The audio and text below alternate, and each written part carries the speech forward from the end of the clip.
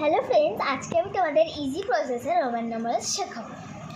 তো যেটুকুনি আমরা জানি যে আমরা 1 থেকে 10 অবধি সবাই জানি। আর তো আজকে তো এবার আমরা 11 শিখব।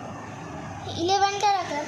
এবারে কি হবে, প্রথম নাম্বারটা যত নাম্বার থাকবে ততটা এক্স বসবে। তো এখানে 1 আছে, তো আমরা একটা এক্স বসালাম। আর আমরা 1-এর যেটা সবাই জানি আই একটা।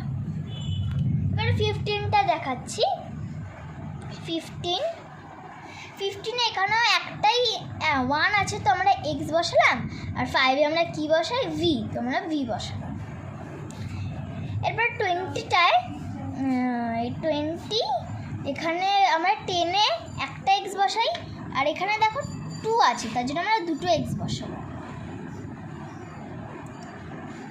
তো এরপরে 21টায় এখানে 2 আছে, এই জন্য আমরা দুটো এক্স বসাবো।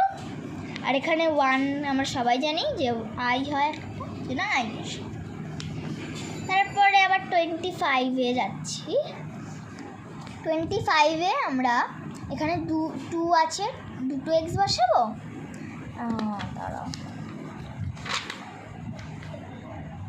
এখানে 2 আছে, এই জন্য দুটো এক্স বসাবো।